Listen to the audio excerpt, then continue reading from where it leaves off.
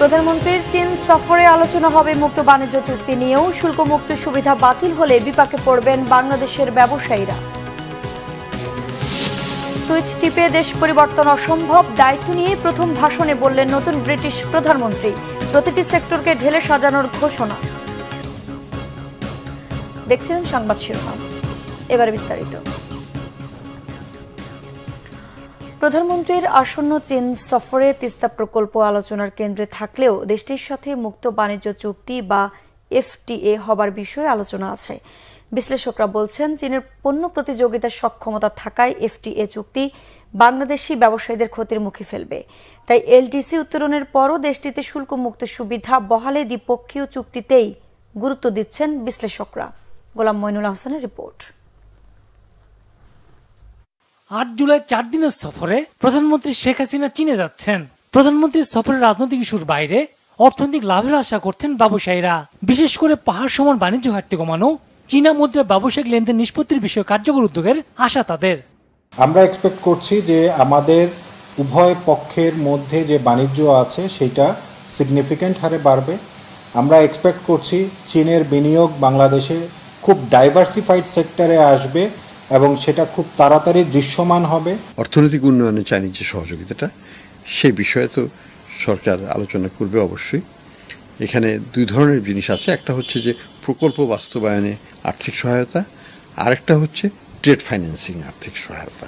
কারণ বাংলাদেশে এখন রিজার্ভের সংকট আছে, আমদানি তো আমরা চায়না থেকে করছি, তাহলে চাইনিজরা যদি আমাদেরকে 5-7 বিলিয়ন 10 বিলিয়ন চাইনিজ ইউয়ান দেয়, সেটা দিয়েও তো আমরা তাদের দেশ থেকে মালটা আমদানি করতে পারি। তো এই জায়গাগুলো নিয়ে হয়তো আলোচনাটা হবে এবং ফলপ্রসূ হওয়ার সম্ভাবনা আছে। বাংলাদেশে চীনের বিনিয়োগ বাড়ার সম্ভাবনা কাজে লাগানোর উপর গুরুত্ব দিচ্ছে চায়না চেম্বার। এবারই প্রথম আপনার মাননীয় প্রধানমন্ত্রীর সফরের একদিনের প্রোগ্রামে আপনার ট্রেড এবং ইনভেস্টমেন্ট সামিটকে ইনক্লুড করা হয়েছে।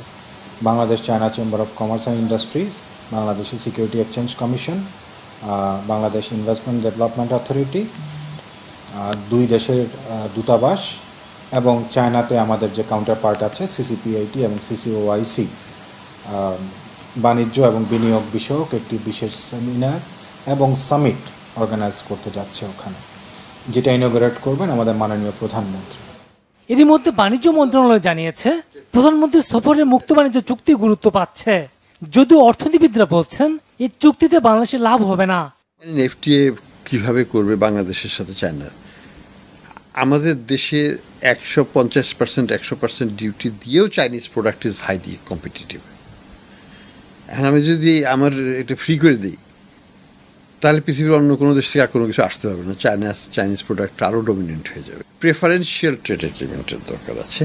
পোস্ট গ্র্যাজুয়েশন এই 98% যাতে আমাদের থাকে, সেই জন্য চায়নার সাথে আমাদের একটা দ্বিপাক্ষিক চুক্তি করতে হবে। রপ্তানি পণ্যে বৈচিত্র্য না থাকায় চীনের বাজারে 98% পণ্যে শুল্ক সুবিধা কাজে লাগাতে পারছে না বাংলাদেশ। তাই $23 বিলিয়ন আমদানির বিপরীতে রপ্তানি মাত্র $1 বিলিয়ন। গোলাম মইনুল হাসান, বাংলা ভিশন, ঢাকা। অতিবৃষ্টি আর উজানের ঢলে যমুনার পানি আরও বেড়েছে। এতে সিরাজগঞ্জের বন্যা পরিস্থিতির অবনতি হয়েছে। সিরাজগঞ্জে যমুনার পানি বৃদ্ধি পাওয়ায় ফুলজোর, ইছামতি, করতোয়া নদীর পানিও বাড়ছে। প্লাবিত হয়েছে নদী তীরবর্তী নিম্নাঞ্চল। এরই মধ্যে জেলার কাজীপুর, সিরাজগঞ্জ সদর, বেলকুচি, চৌহালি, শাহজাদপুর উপজেলায় পানিবন্দী হয়ে পড়েছে 1300-র মতো পরিবার। নদী তীরবর্তী অঞ্চলগুলোতে শুরু হয়েছে তীব্র ভাঙ্গন। এক সপ্তাহের ব্যবধানে জেলার কাজীপুর সদর ও শাহজাদপুর উপজেলায় শতাধিক বাড়িঘর ও স্থাপনা নদীগর্ভে বিলীন হয়েছে। ব্রিটেনের প্রধানমন্ত্রী হলেন লেবার পার্টির নেতা কিয়ার স্টারমার। জাতীয় নির্বাচনে নিরঙ্কুশ জয় পাওয়ায় তাকে প্রধানমন্ত্রী হিসেবে নিয়োগ দেন রাজা তৃতীয় চার্লস। প্রধানমন্ত্রীর দায়িত্ব নেয়ার পরই মন্ত্রিসভা গঠনের কাজ শুরু করেন স্টারমার। বিস্তারিত শহীদ আরাফাতের ডেস্ক রিপোর্টে। ভূমিধস জয় পেল লেবার পার্টি। 14 বছরের খরা কাটিয়ে দলটি থেকে যুক্তরাজ্য পেল নতুন প্রধানমন্ত্রী। শুক্রবার বাকিংহাম প্রাসাদে কিয়ার স্টারমারকে যুক্তরাজ্যের প্রধানমন্ত্রী হিসেবে নিয়োগ দেন রাজা তৃতীয় চার্লস। সেখানে রাজা চার্লস স্টারমারের সঙ্গে করমর্দন করেন। এর আগে রাজা প্রধানমন্ত্রী পদ থেকে কনজারভেটিভ পার্টি নেতা ঋষি সুনাকের পদত্যাগপত্র গ্রহণ করেন।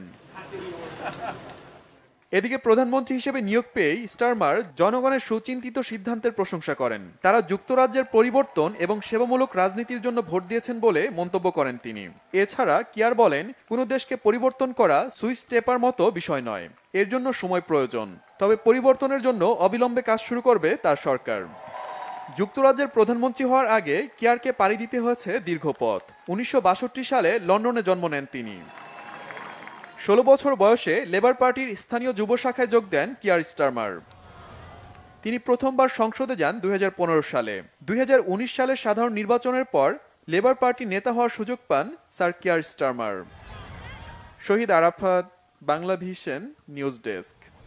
দর্শক, ছিল এখনকার মতো। পরের সংবাদ সকাল 11টায়। এছাড়া বাংলা ভিশন সংবাদ ও সংবাদ সংশ্লিষ্ট অনুষ্ঠান দেখতে ভিজিট করুন www.bvnews24.com ও facebook.com/বাংলাভিশন নিউজে এবং সাবস্ক্রাইব করুন youtube.com/বাংলাভিশন নিউজ। ধন্যবাদ।